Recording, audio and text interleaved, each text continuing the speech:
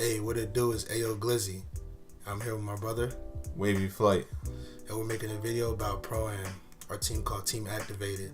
Now, this is a series that we played against, some guys, friends we know, that we've been going at it with for pretty much the whole game of 2K19. Right here you see is me at the point guard. Wavy is... I'm at the 2. At the 3, we have a player that we used to play with named Bori Banks. At the 4, we have Amari. He's still on our team. And at the 5, we have another player named Kev Kruger. This game right here we lost. This team we played, we beat many times. What actually happened was we played them so many times. We run 5 out, so usually we run with 2 stretches actually. So you just explain that to them. So after a while, we played them about 7 times. I think our record against them is 7 wins and 3 losses. So after a while, they caught on to our game plan. And this is the reason why this game turns out the way it does. It's a tough game because, like I said before, they know our game plan. So they came in with a better game plan than us. And in this game, I was struggling a little bit. You'll see it down the stretch. My defender just knew how I played.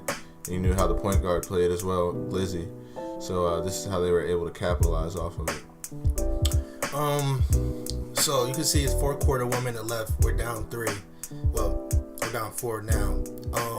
I think what really helped us this game to stay in the game was that the other team didn't have as great as defense as they should to beat us. So this game went double overtime. But our problem was that, honestly, something I learned in Pro-Ams, you need to play with the same consistent 5. We were running with not necessarily a new 5, but number 34, Bori, the one with the Tims. Just wasn't very disciplined as a player. Nothing against him. He's a very good shooter, but pretty much dudes just think doing raps and just doing glitchy stuff is kind of how he played. He wasn't really playing with the actual skill set mindset, I would say, but it kind of hurt us in the long run, what you'll see. Yeah, adding on to that, it's more about structure and a few of the players we were playing with. This was a serious game to us, but maybe not to them.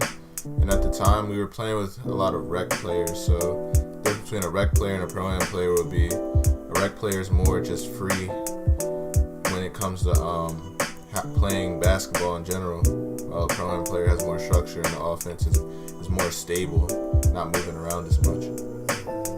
And also I see in this film, we were just very under pressure the whole game, but because one, we were making it harder for ourselves. Me, I didn't have a defensive game. The point guard actually had a really good game. Usually we play zone, right? So we played zone. That's where we lost. We actually went in zone in the second quarter. You guys can't see it because we started in the 4th, but in the second quarter we went zone. But that's due to discipline. And like I said before, people being either rec players or Pro-Am players, you'll know which spots you need to be in, and we weren't able to do that. So that's the reason why we had to hop out of the zone. A big key, if you watch in our defense, that's actually a very clutch play right there with the and one to tie it up. In our defense, if you can see in this clip right here, the guy inbounding it right there is a athletic defender. Yeah, he's a 2-way. So our guy, you see how he got to the basket easily? Our guy, the guy that's inbounding now on that play, should have played help, but we didn't call that out. We didn't see that. We actually thought the other guy had another build. That was just a simple mistake, and mistakes like those can cost the game.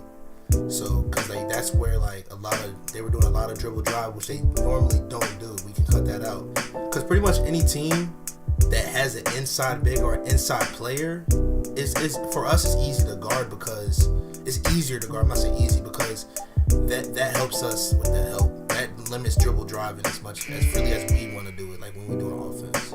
Yeah, another big downfall to this game was just the offenses we ran. We were thinking one way, I would say. We like Glizzy said before, we mainly run 5 out. Now that we grew from this game, we run different offenses, which definitely changes the way a team guards us and the way they have to think of different zones and stuff. So that makes a big difference in our offense and the way we win games now. Now, as you saw in that last play, the guy with the Tims on actually wrapped around me. That was a big problem I have.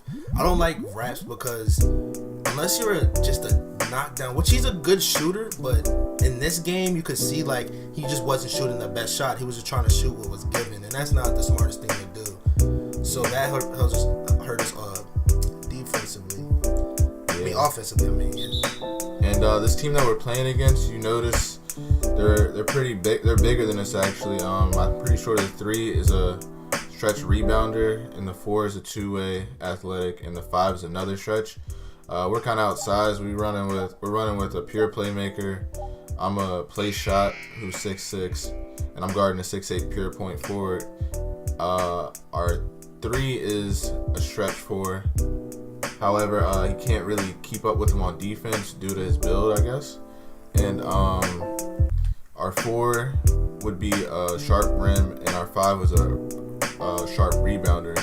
The thing that killed us with that in that lineup was the shooting. So we had one good shooter, but the other 2, I feel like we could have used either like a lockdown who had more had a better contest, or anything like that, or we could have used like now we run with 2 to 3 lockdowns on the court, which definitely helps out, and it makes the defense actually think of what shot to shoot better. So yeah, I think that would help out a lot. Yeah, pretty much like the point guard right here. You can see, like, I'll admit, he was getting buckets. I think we could have easily beat them if we would have made that adjustment to tell Amari to just protect the paint. And that's on me as a point guard. You gotta realize those things, because he wouldn't have had those open drives. Now, because we played him actually a second game after that, when we realized that the second game we won, and that wasn't even our best game, but just that little key thing changed the game for them, and it also forced that athletic finisher to shoot. We just made it hard on ourselves. Yeah, right there. I just want to point out that timeout I called. That's just due to me having a bad game. But even though, because the defender was playing great defense on me.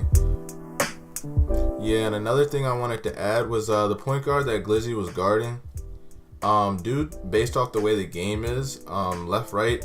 As many people know, you can't lose the ball in left-right, and I guess the point guard just realized that he could use that to his advantage, and that's another thing that played a key role into this win that they called off of us. Even though we played bad in this game, somehow we still managed to go OT with them. Down 4 points with 26 seconds left. So this right here is very key, but you'll see where a big mistake happens at the end. So we get the quick bucket here. They inbounded with 22 seconds left, pretty much.